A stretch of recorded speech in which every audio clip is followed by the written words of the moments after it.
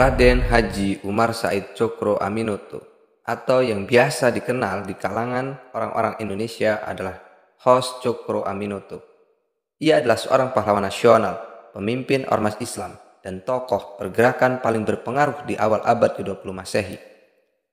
Cokro Aminoto lahir di Bakur, Sawahan, Madiun pada tanggal 16 Agustus 1882. Ia adalah anak kedua dari 12 bersaudara dari ayah bernama Raden Mas Cokro Amiseno, seorang wedana dari Wedana Ankletjo di Madiun.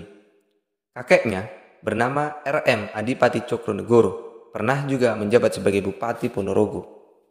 Karena Cokro Aminoto berasal dari keluarga ningrat, beruntung sekali ia karena bisa mengenyam pendidikan formal di Osvia, sekolah bagi calon pamong praja di Magelang. Pada awalnya, ia mengikuti jejak kepriayian ayahnya setelah tamat dari Osvia. Tapi pada tahun 1907, ia keluar dari kedudukannya sebagai panglih praja di Kesatuan Pegawai Administratif di Ngawi karena ia muak dengan praktek-praktek feodal. Antara tahun 1907 sampai 1910, ia bekerja pada firma Choi dan Cho di Surabaya. Di samping meneruskan belajar pada sekolah sipil malam di Burgeli Jack Avon School Surabaya atau BAS, bagian mesin, pekerjaannya tidak tetap, tapi yang paling ia tekuni adalah profesi wartawan di beberapa surat kabar, seperti di Bintang Surabaya, terus juga di Utusan Hindia, dan di Fajar Asia di Jakarta. Cokro Aminoto muda dikenal dengan cerdas dan memiliki banyak keahlian, termasuk juga ia jago sekali silatnya. Terus juga ia jago masinis, ahli hukum, penulis surat kabar yang kritis, juga orator ulung yang mampu menyihir ribuan orang dari atas podium. Ia juga menguasai bahasa Jawa, Belanda, Melayu, dan Inggris. Pada tahun 1912 adalah titik perubahan dalam hidup Cokro Aminoto. Menurut cerita Amels dalam bukunya, Hos Cokro Aminoto Hidup dan Perjuangannya di tahun 1952. Sebelum Cokro Aminoto bergabung dengan Sarekat Islam atau SI, di Surabaya ada 2-3 kampung yang penduduknya banyak menjadi anggota SI. Lalu pada bulan Mei 1912 ada 3 orang dai dari Sarekat Islam yang datang ke Surabaya. Kemudian mereka tinggal beberapa hari di rumah Cokro Aminoto. Waktu itu mereka telah melakukan beberapa kali diskusi yang luas, hingga Cokro Aminoto dibaiat menjadi anggota SI dan menjadi ketua cabang Surabaya.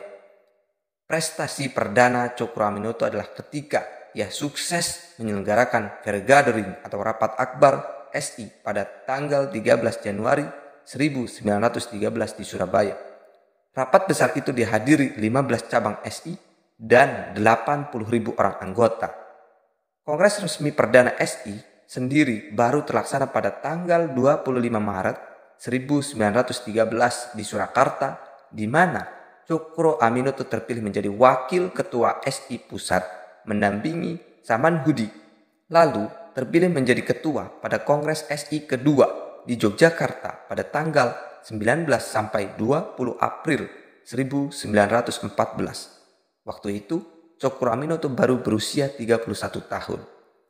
Di bawah kendalinya, SI dirombak menjadi organisasi pergerakan yang menandai kebangkitan nasional Indonesia dalam usaha memperjuangkan kemerdekaan. Jumlah anggotanya bertambah pesat. Dalam Kongres SI 1 di Surakarta di tahun yang sama, jumlah cabang SI meningkat pesat menjadi 48 cabang dan keanggotaan membengkak menjadi 200.000 orang. Seiring pergerakannya yang semakin progresif dan perkembangannya yang semakin luas, SI terus bertambah hingga mencapai angka 2,5 juta orang pada 1919. SI sendiri menerbitkan media sebagai alat propaganda, yakni Koran Utusan Hindia. Cabang-cabang SI juga punya koran sendiri, seperti Sinar Jawa di Semarang, terus juga Kaum Muda di Bandung, dan Pancaran Warta di Batavia. Cokro Aminoto terus aktif di SI hingga akhir hayatnya. Ia tetap konsisten dengan ideologi SI sekalipun ormas itu berganti-ganti nama. Mulai dari Sarekat Dagang Islam, Sarekat Islam pada tahun 1912, Partai Sarekat Islam pada tahun 1923, kemudian menjadi Partai Sarekat Islam Indonesia atau PSII. Ia juga tetap tegar membina SI sekalipun ada infiltrasi pemikiran komunis yang menyusup kepada kader-kader muda SI. Hus Cokroaminoto juga terkenal dengan prinsip Islamnya yang kuat dan tegas. Ketegasan itu dapat kita lihat dalam sikap politik non-kooperasi pada tahun 1918. Di kalangan partai SI, sikap itu disebut sebagai politik hijrah. Politik hijrah SI timbul sebagai protes atas sikap Belanda yang melanggar perjanjian November 1918. Hijrah berarti membuat jarak atau keep a distance dari penjajah kafir kolonial Belanda yang selalu ingkar janji. Khianat yang sama pernah dilakukan atas Imam Bonjol, Pangeran Diponegoro, dan Perang Aceh. Ia dikenal sebagai orang yang pertama kali menampakkan sikap anti dari Mekah. Ia menyusun konsep Ad-Daulah Al-Islamiyah atau DI yang akan dijadikan acuan cetak biru atau blueprint kemerdekaan Indonesia. Sejak tahun-tahun itulah dan seterusnya dapat dipastikan istilah II dan reglemen atau aturan umum bagi umat Islam. Tafsir asas yang dimaksud bukan hanya menjadi pedoman partainya sendiri, tetapi untuk pegangan bagi perjuangan umat Islam Indonesia pada umumnya. Dalam tafsir program asas PSII, Cokroaminoto merumuskan semua ide Ad-Daulah Al-Islamiyahnya secara jelas dan sistematis, di mana negara Madinah yang dibangun Nabi Muhammad SAW dijadikan sebagai acuan utamanya.